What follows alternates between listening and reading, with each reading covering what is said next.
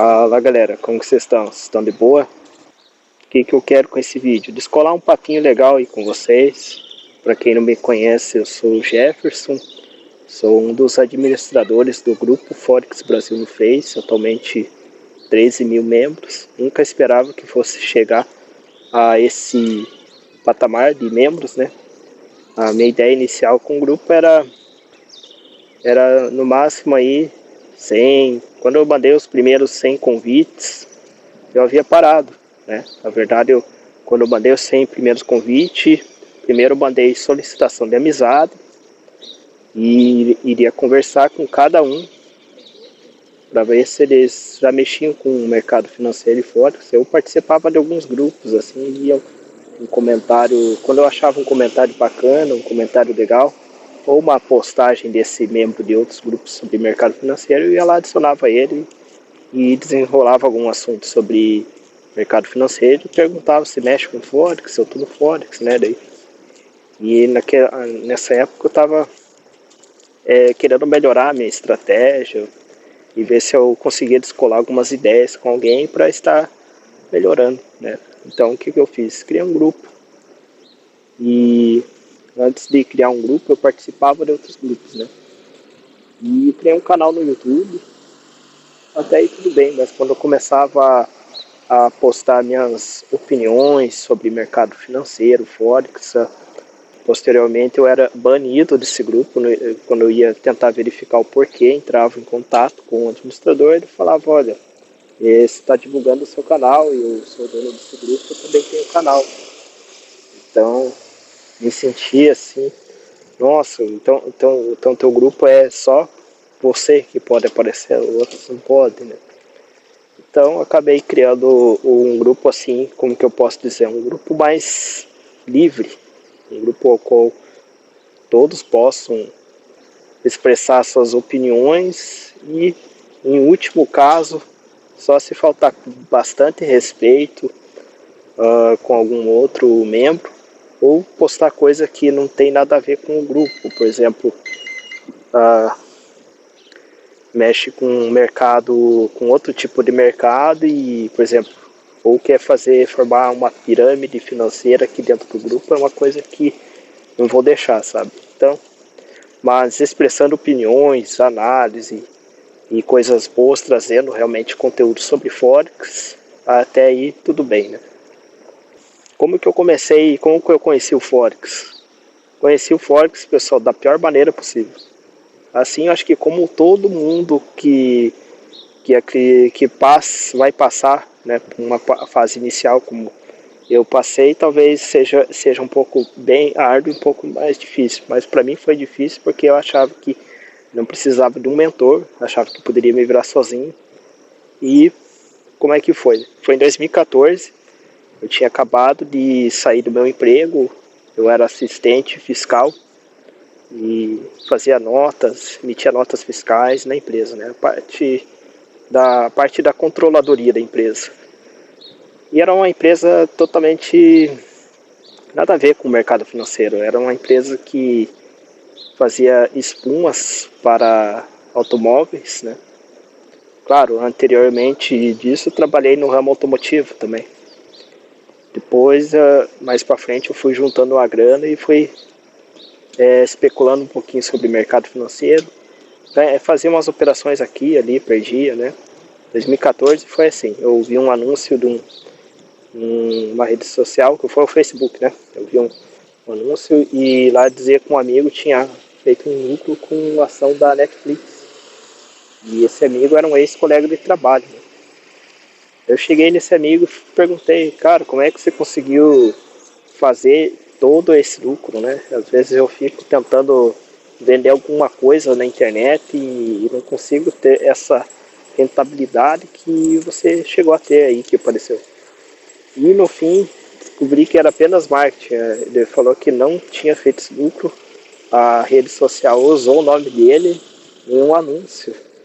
E isso muito antigamente o Facebook poderia usar o perfil de qualquer pessoa sem o consentimento dessa pessoa e aparecer como se fosse uma postagem que essa pessoa adquiriu tal produto. Antigamente era assim, eu acho que hoje em dia eu não vejo mais isso, porque acho que as políticas de privacidade da rede social mudou bastante, mas naquela época, talvez até eu fui usado, como se, por exemplo, uma empresa quisesse mostrar o seu produto, fazia uma postagem que eu adquiri aquele produto, no fim eu nem fiquei sabendo que adquiri esse produto, foi apenas um marketing, né? Eu acredito que isso deve ter dado muito ruim para o Mark, porque Mark Zuckerberg, o criador do Face, porque hoje em dia eu não vejo mais, mas antigamente, lá em 2014, eu tinha visto isso.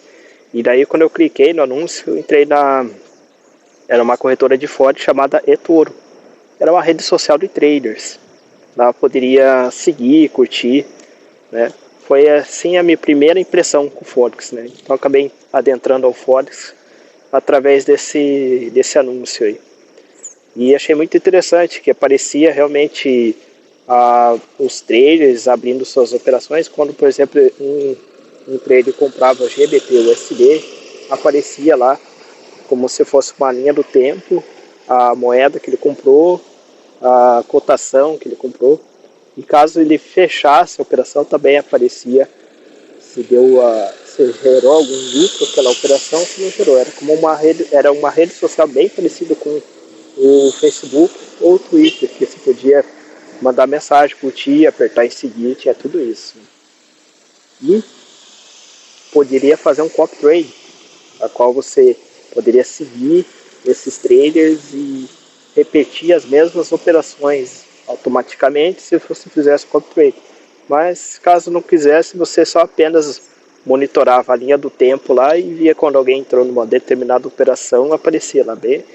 Hoje em dia eu não sei se existe mais, mas faz muito tempo atrás, depois que eu fui começar a conhecer as regulações, a parte mais séria assim, do Forex, que realmente você tem que olhar a regulamentação, se aquela corretora é bem regulada, a sede dessa corretora.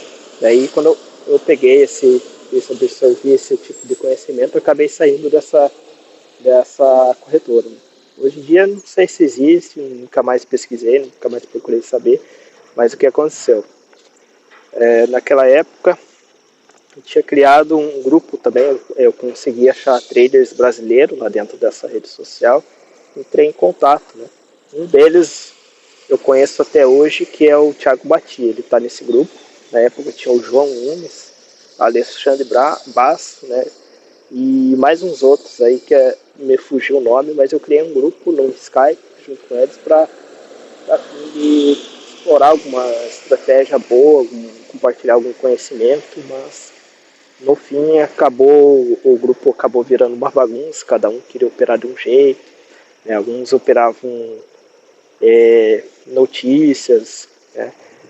E quando tecnicamente o gráfico reverteu tudo contra ele, ele continua, né, a maioria continuava indo que aquelas expectativas sobre o dólar iria valorizar ou não ia, e ficava até que as operações ficavam um pouquinho perigosas para a conta dele.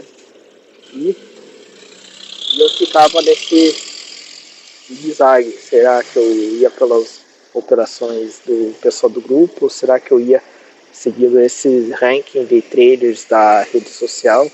Acabou que quando eu seguia um perfil lá, ele estava fazendo a conta render, e depois que ele começava a perder, eu desligava e ia para outro, né? Eu ia para o segundo lugar do ranking, que estava indo bem. E quando justamente eu segui o segundo começava a perder, o primeiro que estava seguindo começava a ganhar.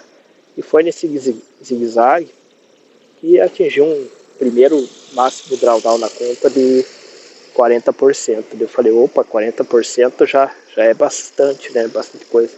E daí nesse grupo eu tinha conhecido um amigo que somente ele estava tendo bons resultados, e entrei em contato com ele. Ele operava através de EAs, robôs, né? Automatizado, né? Aí cheguei a entrar em contato com ele e falei, cara, não sei se eu sirvo para ser trader, né? A coisa está apertando aqui pro meu lado. Eu vejo que você aqui do grupo é um dos poucos que tá ganhando, né? Alguns tá tendo uma rentabilidade legal aí.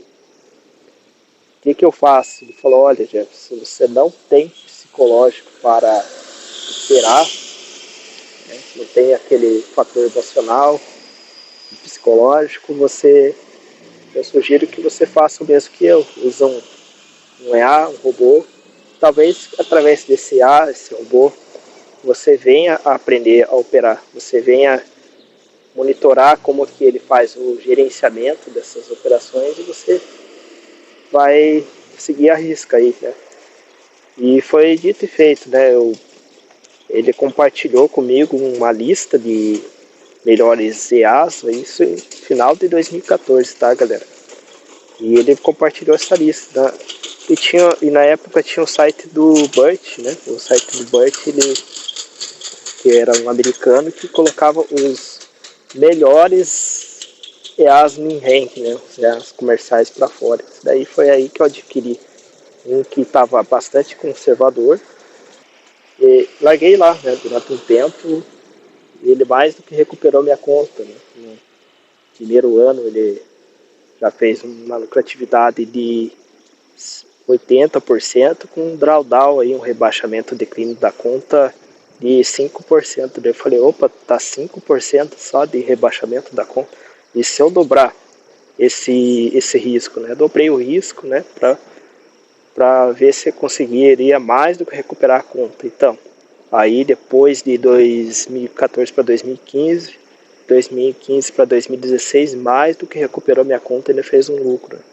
E foi aí nessa observação que eu fiquei monitorando, eu acabei vendo realmente como é fazer um bom gerenciamento daquela operação, que eu fui aprendendo a criar uma estratégia em cima disso. Então esse amigo havia dito para mim, Jefferson, coloca lote 0.01, que é o mais seguro que tem no mercado Forex. Duvido uma conta quebrar usando lote 0.01. Só se você abrir uma sequência de muitas operações e teu capital ele não suportar todo aquele número de operações abertas, um número massivo de exposição ao mercado. Então foi aí através desse critério, dando qual abria com menos frequência muitas operações e o lote poderia ser regulado, né? Então foi assim que comecei a virar a chave, andar para frente, né? Só que daí operando entre manual e automatizado, estava indo até que bem. Isso no final de 2016, ali quase para 2017, parei com o Forex, porque achava que a rentabilidade ainda era pouco, né, para o meu capital que eu tinha na época. Aí peguei esse capital, todo esse lucro que eu adquiri no Forex e fui embora empreender, fui embora assim a fazer revendas de produtos na internet. Trabalhei até com dropship, importando coisas da internet, né, coisas baratas e vendendo mais caro aqui no Brasil, que é um jeitinho brasileiro que eu vi. Só que bem nessa época eu vi que muita gente estava fazendo a mesma coisa, né? Principalmente quando canais no YouTube começou a falar sobre dropship, importar coisas, por exemplo, da China e revender aqui no Brasil. Uma coisa que talvez daria muito certo, mas quando começou esses canais a recomendar isso, muita gente estava fazendo a mesma coisa. É a mesma coisa como que eu posso dizer a Uber, né? Uma cidade, se tiver bastante Ubers, bastante pessoas, a concorrência aumenta, né? E às vezes ele acaba pegando, tem mais gente fazendo Uber do que, né? Gente mais do que clientes. Então é um mercado assim que tendeu, né, a ficar saturado. Com equipamentos, fiz curso de montagem e manutenção de computadores, sabia formatar computadores e tudo mais. Só que o que aconteceu? Com a evolução desse mercado, o notebook matou o computador de mesa, né? E posteriormente o celular matou o notebook, né? Muitas pessoas não queriam mais reparar computador de mesa e posteriormente bastante pessoas não queriam mais reparar seus próprios notebooks porque preferiam ficar com celulares, né? Então eu peguei um mercado assim de conserto de celulares também e paguei todos os meus pecados fazendo esse tipo de serviço. Por quê? Porque o que acontecia? Por exemplo, se eu trocava um touch screen, uma tela, Horas depois, o cliente às vezes quebrava essa tela e queria garantia. Né? Como que a gente vai dar garantia sobre uma tela que o cliente fez mau uso?